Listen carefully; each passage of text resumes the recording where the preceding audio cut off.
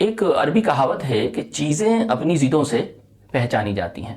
مخلص ہونا کیا ہوتا ہے، اس کے لیے لفظ خود غرض کو یا غرض کو جاننا پڑے گا۔ کسی مفاد کو حاصل کرنے کی خواہش کو غرض کہتے ہیں۔ یہ مفاد اکثر اوقات کسی شے کا حاصل کرنا ہوتا ہے اور بعض اوقات کسی پریشانی سے چھٹکارا پا کر راحت پانا ہوتا ہے۔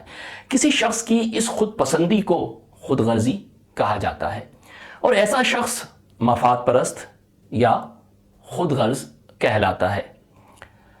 خود غرض کی تعریف یا ڈیفینیشن جاننے کے بعد یہ کہا جا سکتا ہے کہ مخلص وہ ہے جو خود غرض نہ ہو۔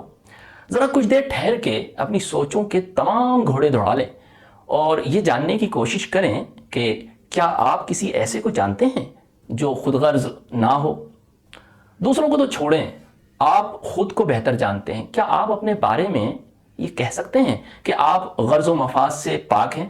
عین ممکن ہے کہ آپ کہیں کہ ہاں، میں مفاد کے معاملے میں، بعض معاملات میں مفاد و خواہش سے پاک ہوں۔ شاید آپ صرف مادی فائدے کو غرض یا مفاد سمجھتے ہیں، جبکہ دلی مسرت یا روحانی خوشی حاصل کرنے کی خواہش بھی مفاد یا غرض کے زمرے میں آتی ہے۔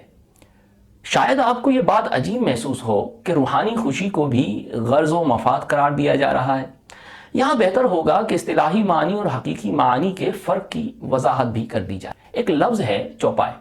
اس لفظ کے حقیقی معنی ایسے جانور کے ہیں جس کے 4 پیر ہوں۔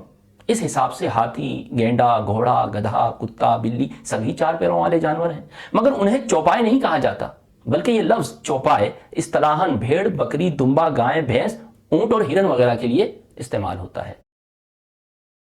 جب آپ کوئی کام کسی دوسرے کو خوش کرنے کے لیے کرتے ہیں، اس وقت اگر کسی مفاد کی خواہش بھی نہ ہو، تب بھی روحانی خوشی حاصل کرنے کی خواہش ضرور آپ کے دل میں پائی جاتی ہے، اور یہ بھی مفاد حاصل کرنے کی ایک قسم ہے۔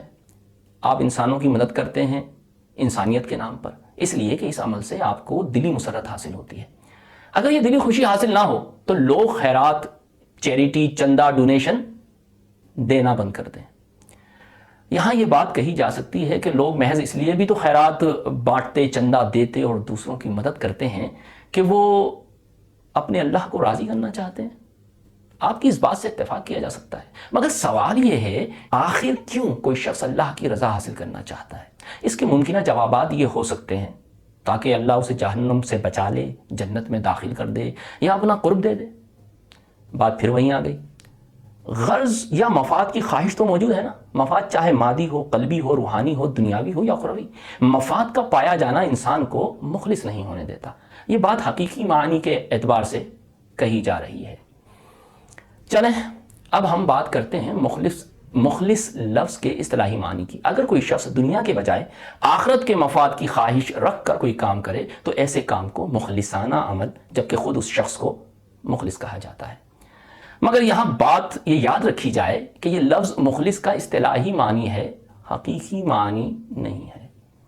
یہاں یہ اعتراض کیا جا سکتا ہے کہ جب عوام میں اصطلاحی معنی ہی مشہور ہے تو کیا ضرورت پڑی ہے کہ حقیقی معنی پر غور کیا جائے؟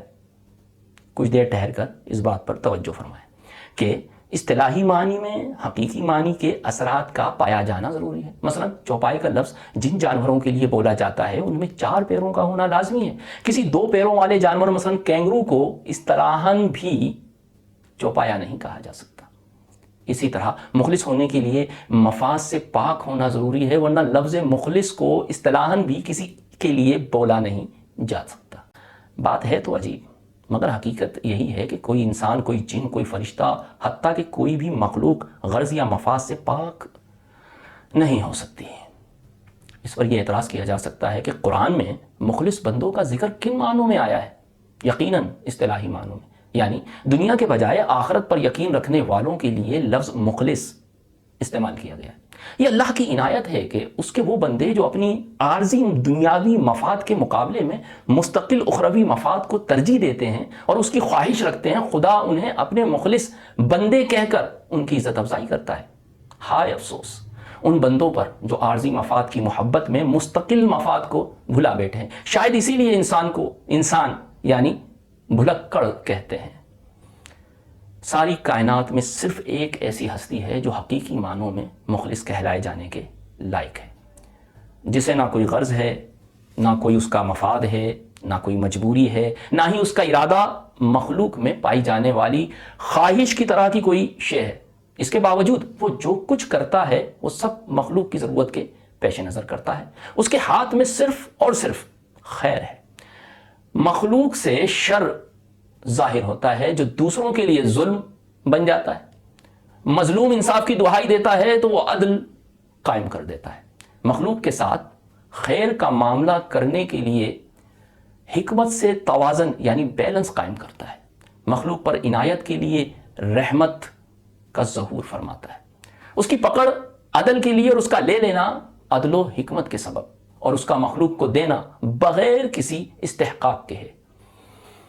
ہائے صد افسوس سراپا غرض انسان پر جو اپنے مخلص رب سے بدگماں ہوا پھرتا ہے، جبکہ اسے کہنا تو یہ چاہیے تھا، میں طلب ہی طلب، تو عطا ہی عطا، من کجا تو کجا، من کجا تو کجا۔